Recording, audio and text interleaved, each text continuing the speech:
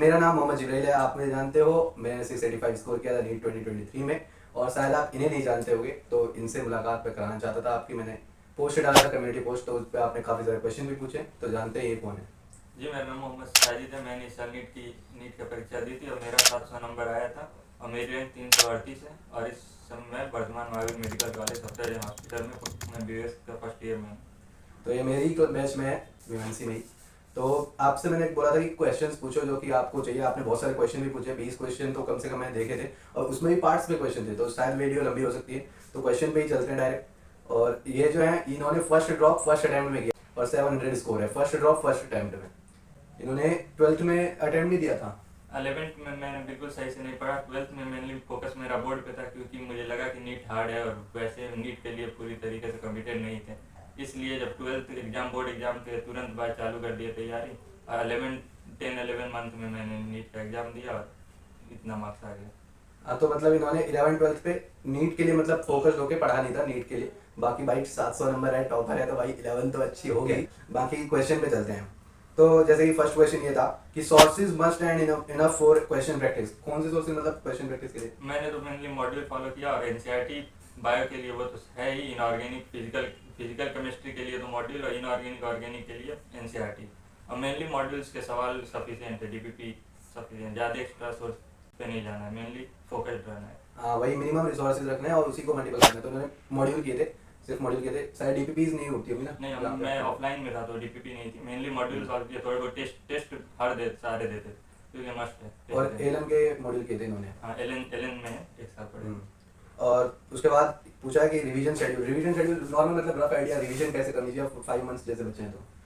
5 month बचे तो पहले तो कंसिस्टेंसी मेंटेन रखनी है। रोज पढ़ना है कम से कम 12 घंटे, उससे कम में काम नहीं चलेगा। अपना एक फिक्स शेड्यूल बनाना पड़ेगा, हर चैप्टर वाइज, सब्जेक्ट वाइज, पूरे महीने का और हर दिन का शेड्यूल बनाना पड़ेगा बिल्कुल फिक्स। उसमें रिवीजन के लिए समय निकालना पड़ेगा। जैसे कि टेस्ट अगर आए तो टेस्ट के हिसाब से रिवीजन करना है, नहीं तो अपने हिसाब से शेड्यूल के हिसाब से। मेनली टेस्ट पे फोकस रखना है। और रिवीजन सच में बहुत इंपॉर्टेंट है। रिवीजन छोड़ के तो फिर से सारा करना पड़ेगा, तुम्हें लगेगा पहली बार पढ़ रहे हो, तो ये नहीं करना है। जैसे कह रहे हैं ना कि रिवीजन का टाइम निकालना पड़ेगा। मेनली लेक्चर देख के छोड़ नहीं देना है। लेक्चर के बाद उससे बढ़िया से रीड करके और सारे सवाल लगाए के आगे बढ़ना है, नहीं तो लेक्चर देखने का कोई फायदा नहीं होगा। अब third question, is it better to do 1 to 2 different test series from different institutions thoroughly rather than doing much more? मतलब बहुत सारे टेस्ट देने की जरूरत पड़ी है? नहीं, टेस्ट ज़्यादा इंस्टीट्यूशन से नहीं, बस 1-2 इंस्टीट्यूशन पे मेनली फोकस रहना है और उसी को पूरी तरीके से फॉलो करना है। उसका शेड्यूल को फॉलो करना है और उसी शेड्यूल पे रिवीजन भी हो सके करना है। ये मत बोलो कि मतलब मिनिमम ही रिसोर्सेज रखने हैं, उसी को बार बार करना है। तो 1-2 टेस्ट सीरीज में जैसे बोलता हूँ कि टेस्ट सीरीज लगाने होते हैं लास्ट में बहुत अच्छे अच्छे और डिफरेंट, तो 1-2-3 हो गए ना तो बहुत है। ये नहीं कि आप 5-10 बंदों के लिए रखे, इसका भी लीजिए इसका भी लीजिए, ये नहीं करना है। ये भी यही कर रहे हैं। इन्होंने भी किसका एलन के दिया हुआ है। मैंने एलन का सारा टेस्ट पूरी मटेरियल उसी को फॉलो किया। तो मतलब एक चीज भी पकड़ लोगे और उसे अच्छे से शिद्दत से कर लोगे ना, हो जाएगा। यही है और कुछ नहीं। ठीक है। Is it better now to just plan revision with test series planner rather than doing random में बहुत दिक्कत हो जाता है, क्योंकि जब तक कोई प्लानिंग रहेगी तो दिमाग डिस्ट्रैक्ट ज़्यादा हो जाएगा और आदमी को समझ नहीं आएगा कि अभी कैसे पढ़ें। तो मेनली अगर हो सके तो ज़्यादा से ज़्यादा किसी फॉलो करना चाहिए मेनली टेस्ट सीरीज को, अगर खुद का स्ट्रिक्ट शेड्यूल नहीं है तो। हाँ, वही है कि कम करना है और रिवीजन ना तुम टेस्ट सीरीज के हिसाब से करो, उसी के शेड्यूल से, तो यही सही है। Can we focus more on NCERT only after completion of syllabus during revision or should do it with ongoing syllabus? Mainly तो ऑनगोइंग सिलेबस ही NCERT पे फोकस रखना है, क्योंकि बाद में बहुत ज़्यादा दिमाग ज़्यादा डिस्ट्रैक्शन में चला जाए या फिर ज़्यादा कंफ्यूज रहेगा तो NCERT सही से हो नहीं पाता। इसीलिए अभी से अगर NCERT बढ़िया से पढ़ेंगे तो लास्ट में समय भी कम रहेगा, तो आसानी से हो जाएगा। हर सब्जेक्ट में NCERT करोगे ना तो तुम्हें एक्स्ट्रा एज ही मिलेगा और कुछ नहीं। NCERT मतलब साथ करोगे तो एक्स्ट्रा एज ही मिलेगा। मैं जल्दी इसलिए कर रहा हूँ, टाइम कम है और क्वेश्चन बहुत सारे हैं। ठीक है, तो और क्या है ये? हाँ, in what stage of preparation were you in when last 5 months were left? यानी कि मतलब सिलेबस कितना डन हो गया था तेरा, या फिर मॉक टेस्ट स्कोर कैसा था जब 5 मंथ्स बचे थे लास्ट के, तब क्या था?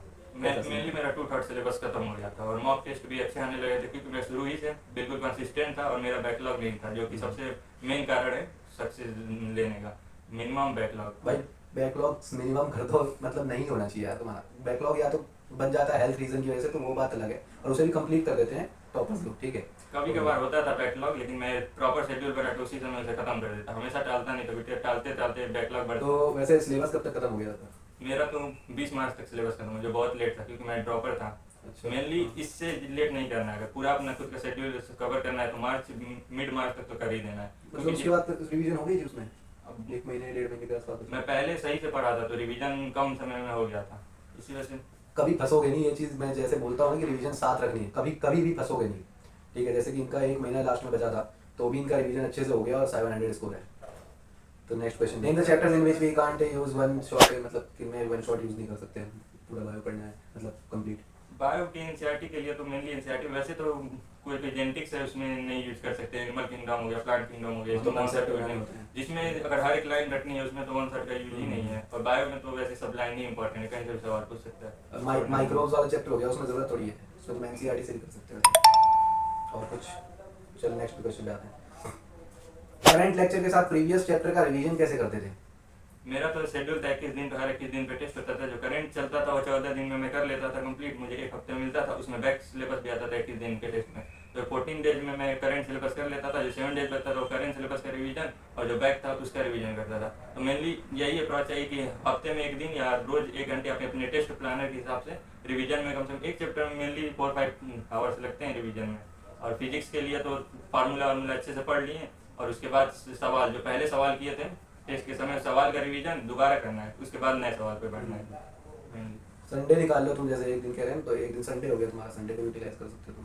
तो भाई रिवीजन का टाइम निकालना पड़ेगा, टाइम तुम्हारे पास होगा नहीं, ठीक है, निकालना पड़ता है उसके लिए। शॉर्ट नोट्स कैसे बनाते थे फिजिक्स केमिस्ट्री में? जैसे ज़्यादा शॉर्ट नोट्स पे फोकस नहीं करना, मेरा तो मॉड्यूल था उसमें मैं अंडरलाइन कर लेता, क्योंकि लोग होते हैं एक बार नोट्स बढ़िया से बनाते हैं, एक बार उसमें कट करके छोटे शॉर्ट नोट में बहुत ज़्यादा टाइम शॉर्ट नोट्स वैसे मैंने भी नहीं बनाए थे बहुत, जैसे मेरे से मांगते रहते ना शॉर्ट नोट्स, मैंने कुछ शॉर्ट नोट्स बनाए थे जो इंपॉर्टेंट मेरे को वीक एरियाज थे ना वो। मतलब मेनली टाइम कंज्यूमिंग होता है, मुझे पहले से मिल जाता था शॉर्ट नोट्स बना बनाया, तो वही सबसे ज़्यादा जरूरी होता था। वैसे तो इसमें तो एनसीईआरटी का जो दिया वो सब पढ़ना होता है। हाँ, और क्या उसके बाद है, कहा गया क्वेश्चन सॉल्विंग अप्रोच कैसे डेवलप करें? मेनली मेरा क्या होता था, पहले लेक्चर चलता था क्लास में, उसके बाद जो इलस्ट्रेशन टाइप में मेनली क्लास में जो सवाल करा दिया जाता आके उसको हम देख लेते थे, और उस सवाल को दोबारा खुद से सॉल्व कर दिया, क्लास में कराया जा चुका है। उसके बाद मॉड्यूल सवाल लगाते थे, उसके बाद दोबारा उसी सवाल को दोबारा लगाते थे, 1 दिन बाद 2 दिन बाद रिविजन में। और फिर जब फाइनल रिवीजन करते थे तो उसको थर्ड बार बस देख लेते, क्योंकि पहले लगाए होते तो वहीं पर सॉल्यूशन लिख दिए होते थे, तो मुझे लगाना दोबारा नहीं पड़ता था, सिर्फ देख लेते और बाद में उसके बाद में एक्स्ट्रा सवाल करते, जब ये सवाल पूरे मॉड्यूल के बेसिक सवाल है वो क्लियर हो देख रहे हो, जाते। ऐसे होते हैं टॉपर्स। अब नेक्स्ट क्वेश्चन पे चलते हैं। टेस्ट से पहले जो चैप्टर्स आ रहे हैं उनको कैसे कवर करते थे? जैसे टेस्ट के लिए मतलब कैसे प्रिपेयर करते थे, इस पे क्वेश्चन पूछते हैं हम लोग। वही मेरा 121 डेज पे होता था, तो 14 डेज में उसका थ्योरी वाला मेजर पार्ट कवर करके और 7 डेज में टेस्ट कंप्लीट कर देते थे। उसमें सारा सवाल मॉड्यूल का दोबारा कर लेते थे, और एक्स्ट्रा सवाल टेस्ट सीरीज मिलता था उससे हम एक्स्ट्रा सवाल लगा लेते थे।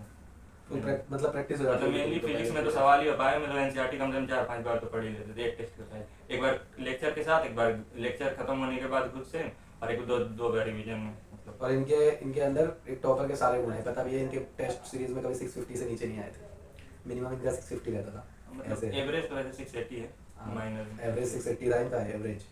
अब नेक्स्ट क्वेश्चन, बैकलॉग हो जाता था तो उसको कैसे कवर करते थे? बैकलॉग के ऊपर तो बता ही दिया कि बैकलॉग होता था उसको, चलो बता दो कि कैसे कवर करते मेनली मेरे पास बैकलॉग होता नहीं, तो उसके लिए पहले से प्रिकॉशन रखते थे, ज्यादातर आगे ही चलते थे, मतलब क्लास से। देखो मतलब वो सब लेक्चर जो होने वाला था उसे पहले ही ऑनलाइन 2x पे देख लेते थे, नोट्स नहीं बनाते थे। रिकॉर्डेड देखते थे। हाँ, रिकॉर्डेड देख लेते 2x पे, नोट्स नहीं बनाते उसको क्लास में से कर लेते, और समय क्लास में मिलता है एक्स्ट्रा तो उसमें सवाल लगा लेते। ओ भाई, तो अगर कभी बैकलॉग हो भी जाता था तो उसको कैसे कवर करते थे? बेस्ट तरीका ये कि अपना एक फिक्स शेड्यूल होना चाहिए बैकलॉग के लिए, उसमें 2-4 घंटे तो निकाल ही लेना है बैकलॉग के लिए, 2 घंटे 3 घंटे में लेक्चर, उसके बाद लेक्चर देखने के बाद तुरंत अच्छे से उसे सवाल लगा के क्लियर कर देना, मतलब एक शेड्यूल बना के उसी को तुरंत फॉलो कर देना, उसे अगले हफ्ते या नेक्स्ट वीक ऐसे टालना नहीं है बैकलॉग के लिए, क्योंकि वो बढ़ते जाएगा। जहाँ बैकलॉग लगा तुरंत उसे खत्म कर देना है, तो वो भी प्रॉपर शेड्यूल होना चाहिए, एकदम ये मस्ट है प्रॉपर शेड्यूल, उसको फॉलो करना पड़ता है, मतलब शेड्यूल में रहना पड़ेगा, नहीं तो फिर नई बैकलॉग बनेगा और फिर उसको कवर करते हैं, टेंशन नहीं रहेगा पूरे टाइम। और चलो नेक्स्ट क्वेश्चन चलते हैं। भैया मेरा क्वेश्चन ये है कि अपने टाइम को कैसे प्रॉपर यूटिलाइज करें? समटाइम्स क्या होता है कि माइंड डिस्ट्रैक्टेड हो जाता है, फिर उसकी वजह से कंसिस्टेंसी ब्रेक हो जाती है, मेजर पॉइंट है प्लीज बता देना। मेन ये है कि प्रॉपर मेरा शेड्यूल था, 6 आवर्स क्लास चलती थी, तो क्लास में मैं मेनली पूरी तरीके से फोकस था, सोचता था जो लेक्चर टीचर पढ़ा रहे हैं तुरंत उसी समय याद कर लें। टीचर बाई चांस कुछ लीक हो गए हैं, क्योंकि उसमें तो भगाने का कुछ ऑप्शन आगे होता नहीं था, तो उस प्रॉपर समय में कुछ और सवाल वाल लगा लेता था, और घर पे आता तो मेरे पास 6 आवर्स बचते थे, मतलब 12 आवर स्टडी करता था, तो 6 आवर स्टडी को 2-2 आवर्स के 3 बैच में बांट देता था, जिसमें फिजिक्स 2 आवर, केमिस्ट्री 12, मतलब equal weightage in all subject, जरूरी नहीं कि किसी एक पे फोकस करना है, तो 2-2 आवर करता था, बीच में बस 5-10 मिनट का ब्रेक लेता था, जिसमें थोड़ा बहुत मोबाइल चलाता था। हाँ। और उसी मतलब 2 आवर्स में अपना शेड्यूल बना लेते हैं, आज मुझे ये 2 आवर्स में करना है, कल ये करना है, परसों ये करना है। और कभी ऐसा हुआ होगा कि मतलब जब तुम्हारी अच्छी पढ़ाई चल रही थी लेकिन धीरे धीरे फिर टाइम ऐसा भी आया जब अभी पढ़ नहीं रहे हो, ऐसा हो रहा है या फिर कम पढ़ रहे हो? हाँ, ये तो कई बार हुआ था। बीच बीच में मेरी तबीयत खराब हो गई थी, एक बार जॉन्डिस हो गया था अक्टूबर दिवाली के समय, तो मैं घर आ गया था। वैसे उस समय थोड़ा सा आ गया था क्लास से, तो दिक्कत कम हुआ। उसके बाद घर आया तो थोड़े से बैकलॉग मेरे लग गए, तो उसको क्लियर मैं घर पे थोड़ा सा पढ़ा, और जब क्लास वापस रिज्यूम किया तो उस समय मेरे प्रॉपर एक शेड्यूल बना दिया क्लास में, थोड़ा अच्छे से और ज़्यादा एक्टिव होकर तुरंत जो काम मिलता था उसे तुरंत करते थे, ज़्यादा टाइम वेस्ट नहीं करते थे। मतलब हर एक माइनर टाइम होता है, जैसे यहाँ पे घूमना, थोड़ा सा बात करना या थोड़ा सा, मतलब बिल्कुल जो माइनर टाइम होता है उसका मैं फुल यूटिलाइज करता था। मतलब मेन तो ये कि टाइम यूटिलाइज, और सोता भी प्रॉपर था 7 आवर 6-7 आवर्स के ऊपर। तुम अपनी नींद भी पूरी ले लोगे और शेड्यूल में पढ़ोगे ना तो पढ़ भी लोगे। मैं जैसे बोलता हूँ कि if you fail to plan then you are planning to fail, तो प्लान तुम्हें करना ही पड़ेगा और उसे फॉलो करना पड़ेगा भाई। शेड्यूल रहोगे तभी होगा, ठीक है, और वो तुम्हें करना पड़ेगा, निकालना पड़ेगा। और बोल रहा है कि and how to easily solve physics numericals and extra book अगर बाय कर रही हो, क्या कर रखी है, उसके लिए टाइम नहीं मिलता है तो कैसे करें? इजीली सॉल्व फिजिक्स में मेरे पहले तो लेक्चर देखे, फार्मूला पूरा रट लेना और कॉन्सेप्ट तुरंत के वहीं के वहीं याद कर लेना। उसके बाद जो लेक्चर में सवाल करा है उसे रिवीजन करना, खुद से सवाल करना है, और फिर उसे हो सके तो 2 बार कर लेना है। उसके बाद एक्स्ट्रा सवाल पे जाना है, और मेन हार्ड सवाल पे कभी ज़्यादा फोकस नहीं करना है, क्योंकि नीट में बिल्कुल फिजिक्स आसान ही आती है। बस इंग्लिश कॉन्सेप्ट में सबसे हार्ड फिजिक्स रहता है। फिजिक्स में जितना आता है ना वो इजी आता है, और हार्ड में अगर आपने टाइम लगा देना तो आपको इजी के लिए टाइम ही नहीं मिलेगा, और फिर इजी वाला अगर रह गया तो फिर क्या ही किया तुमने। वही है, और कुछ कहना चाहोगे? मेनली एक फोकस रहना है और अपना फिक्स शेड्यूल बनाना है, तभी। नेक्स्ट क्वेश्चन पे आते हैं। How to revise for full syllabus test? Full syllabus के लिए डायरेक्ट रिवीजन करना गलत होगा। पहले तो पार्ट सिलेबस, मतलब 1/5 या 1/10 के हिसाब से पहले उसे रिवीजन करते जाना है, उसके बाद हाफ, फिर हाफ, उसके बाद डायरेक्ट फुल। मतलब डायरेक्ट फुल पे नहीं आना है ताकि एफिशिएंसी घट जाएगी। वही है, एक रोटी डायरेक्ट तो खाओगे नहीं ना, उसको टुकड़े टुकड़े में ही खाओगे ना, पहले टुकड़े टुकड़े में खाओ। वही है, थोड़ा थोड़ा पार्ट टेस्ट देना इंपॉर्टेंट है, पहले डायरेक्ट फुल सिलेबस नहीं। और फुल सिलेबस भी मतलब जैसे आया तो उसके लिए आप कैसे रिवाइज करें? फुल सिलेबस के लिए तो मेनली मैं बायो की एनसीईआरटी जल्दी पढ़ता था। मतलब उस समय मेरा लास्ट में पहले का पढ़ा हुआ था अच्छे से एनसीईआरटी, तो लास्ट में 4 to 5 मिनट पर पेज का एवरेज चलता था। तो उसके वजह से मतलब एनसीईआरटी मेनली 3 दिन में पूरी एनसीईआरटी पढ़ लेते थे। और फिजिक्स में मेनली न्यूमेरिकल और जो शॉर्ट फार्मूले है बस वो देख लेते थे, और इनऑर्गेनिक के मेन रिएक्शंस और मेन फार्मूले देख लेते थे, और फिजिकल में वही फार्मूले, बस मतलब मेन टॉपिक्स देख लेना है फुल सिलेबस टेस्ट के लिए। यही है कि स्टार्टिंग से अगर तुम रिवीजन करोगे ना स्टार्टिंग से, तो अभी तक इतनी बार रिवाइज हो चुका होगा कि उस टाइम भी इतना याद होगा कि तुम थोड़ा भी टाइम अगर निकाल लेते हो टेस्ट से पहले और उसको रिवाइज करते हो तो कम टाइम लगेगा और उसमें रिवीजन भी पूरा हो जाएगा। ठीक है, अब next question, how to prepare short notes तो बता दिया ना उन्होंने कि अगर बनाते भी थे तो यूज कर लेते थे उनका। अच्छा, एक नेक्स्ट क्वेश्चन है कि लेक्चर के साथ नोट्स बनाते थे या फिर खत्म होने के बाद, ऐसा क्वेश्चन है। मेनली तो क्लास में चलता था, लेक्चर के साथ ही नोट्स बना लेते थे क्योंकि वो समय यूटिलाइज हो जाता था पूरा। बाद में क्या सही नहीं रहता है, क्योंकि जिस समय क्लास में कुछ इंपॉर्टेंट टॉपिक्स कुछ बताए उसी में ऐड हो जाता है तुरंत, और उसमें फुल कंसंट्रेशन भी रहता है, तो ज़्यादा सही। और बाय का उतना इंपॉर्टेंट भी नहीं नोट्स बनाना, अगर बाई चांस बना सकते हैं, लेकिन अगर मॉड्यूल हो तो चल सकता है। मतलब ज़्यादा टाइम नोट्स पे, ब्यूटीफुल नोट्स, मतलब ऐसे टाइम वेस्ट नहीं करना नोट्स पे ज़्यादा। अपने लायक बनाना है, अपने को ही तो समझना है। और जैसे मैं अगर मैं अपनी बताऊँ ना, तो मैं जब लेक्चर लेता था रिकॉर्डिंग लेक्चर में 2x पे लेता था और उसके साथ में नोट्स बनाता था साथ 2x पे लेक्चर पे। तो तुम कह रहे हो कि तुम्हें टाइम नहीं मिलता है लेक्चर के दौरान, तो ऐसा तो होगा नहीं ना। और बाद में अगर तुम टाइम निकालोगे ना लेक्चर के बाद, अगर तुम वो नोट्स बनाओगे तो उसमें टाइम काफ़ी जाएगा। 2 घंटे का लेक्चर तुम अगर 3 घंटे भी खत्म करते हो तो उसके बाद भी 2 घंटे लगा रहे हो, तो ये गलत है ना, ऐसा नहीं करना है। मतलब लेक्चर के साथ करोगे तो ज़्यादा सही रहेगा। बाकी मोस्ट ऑफ द क्वेश्चन तो कवर हो चुके हैं। एंड लास्ट क्वेश्चन पे आते हैं। ये क्वेश्चन था कि एक तो ये 2 पार्ट तो इस क्वेश्चन के कवर हो चुके हैं, तो मैं नीचे पढ़ लेता हूँ। जैसे ही पूछ रहे ना how to score good in chemistry, तो पूरी इस वीडियो में कैसे बता दूंगा यार, मतलब ये तो क्या ही बता, ये तो तुम्हें पता भी होगा और फिर भी तुम पूछ रहे हो। वही है जो सब बताते हैं भाई, वही करना होता है, पढ़ाई करनी होती है। और how many test and what type part और फुल शुड बी गिवन? सबसे पहले तो माइनर टेस्ट देना है सिलेबस का, उसके बाद पार्ट, और लास्ट में फुल सिलेबस। तो फिर भी तुम्हारे कितने टेस्ट हो गए होंगे एवरेज, ये बता दो। एवरेज मेरे 10-11 मंथ में 20 से ऊपर ही टेस्ट है, मतलब मेन टेस्ट। वैसे तो मेरा पर वीक 1 टेस्ट होता है, जो लगभग देना भी चाहिए सबको पर वीक। वैसे तो 50, और मेरे पास अलग से टेस्ट पेपर भी मिलते थे, जैसे प्रैक्टिस के लिए हम सॉल्व करते थे, तो सब मिला के तो 200 पेपर्स हो जाएंगे आराम। और लास्ट में तो तुमने भी मतलब बहुत सारे टेस्ट दिए होंगे, जब सिलेबस खत्म हो जाता है तो उसके बाद काफी सारे टेस्ट देते हैं। हाँ, तो उस समय मेरा लगभग था कि 2-3 दिन पे एक टेस्ट देते थे। जब तक पूरा मेरा कॉन्सेप्ट क्लियर नहीं होता, बायो मेरे अच्छी तरीके से जुबान पे नहीं आ जाए, तब तक मैं टेस्ट ज़्यादा मेन फोकस नहीं करता था, क्योंकि जब तक आएगा कुछ नहीं तो टेस्ट में क्या लिखेंगे। तो मेनली मेरा फोकस होता था पहले तो पूरा रट लें, उसके बाद टेस्ट पे आगे बढ़ते थे। हाँ, और इनका वो रटना 2-3 दिन में हो जाता था, 2-3 दिन बाद ही टेस्ट दे देते थे। और जैसे मैंने बोला था ना कि टेस्ट के लिए तैयारी किए बिना बार बार अगर टेस्ट देते रहोगे, तैयारी किए बिना, तो मार्क्स तो वही रह जाएंगे 400-500, फिर बाद में डिमोटिवेट हो गए, फिर ये नहीं होगा। तो भाई टेस्ट का जो टाइम मिलता है ना, उस एक हफ्ते का, जैसे एक हफ्ते में अभी दे रहे होगे, तो उसके बीच में जो एक हफ्ते का गैप है, उसमें तैयारी करनी चाहिए आपको टेस्ट के लिए। उसी के अकॉर्डिंग अपने प्लान शेड्यूल करो, टेस्ट भी तैयार हो गया और चैप्टर्स भी निकल गए तुम्हारे। मैं भी ऐसे ही करता था।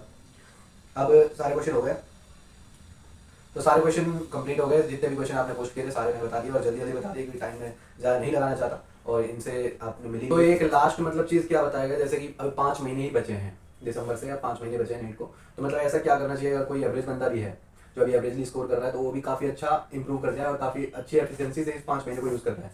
मेनली कि टाइम अपना पूरा शेड्यूल रखना चाहिए, मतलब रोज 12-14 घंटे पढ़ना ही है, सारे सवाल लगाने हैं और पूरे टेस्ट अच्छी तरीके से देना, और जो चैप्टर पे हाथ लगे उसे पूरी तरीके से कंप्लीट करके छोड़ना है। ये नहीं कि 5 महीने में सारे चैप्टर पढ़ लिए लेकिन आया उसमें से बहुत कम, तो हर चैप्टर को क्लियर करते हुए आगे बढ़ना है ताकि नीट में आए तो अच्छा मार्क्स स्कोर कर सकें, और सारे सवाल उससे रिलेटेड प्रैक्टिस अच्छे से कर लेनी है और बायो में अच्छे से रिवाइज कर लेना है।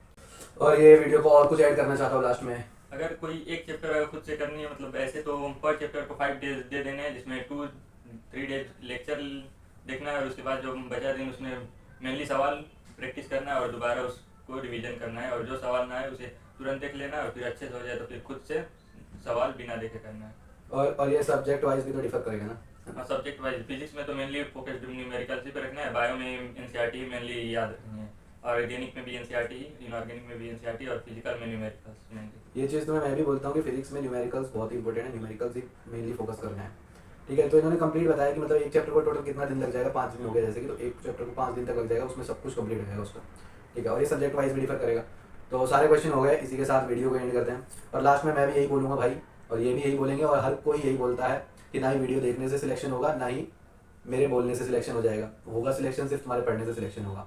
ठीक है, पढ़ोगे तभी सिलेक्शन होगा। मैंने भी बहुत ज़्यादा मतलब उतने ज़्यादा वीडियोस नहीं देखे होंगे ना। हाँ बिल्कुल, मतलब मेनली मेरा फोकस मेन मोटिवेशन वीडियो, वैसे तो सेल्फ मोटिवेशन ही काफ़ी है, और खुद का शेड्यूल सोने से पहले तो एक शेड्यूल बना ही लेना है अगले दिन का, और उस समय ये भी सोने से पहले देख लेना है कि मेरा कल का आज का शेड्यूल पूरा हुआ कि नहीं। जब तक 90% से ऊपर शेड्यूल खुद का पूरा हो जा रहा है, मतलब उतने चांसेस ज़्यादा हैं सिलेक्शन के, नहीं तो कोई फायदा नहीं है। तो इसी के साथ वीडियो को एंड करते हैं, बस बहुत ज़्यादा लंबी तो हो गई होगी, खैर वीडियो को एंड करते हैं। ठीक है, तो चलता हूँ इस वीडियो से भी, मिलूंगा फिर कभी, तब तक के लिए बाय।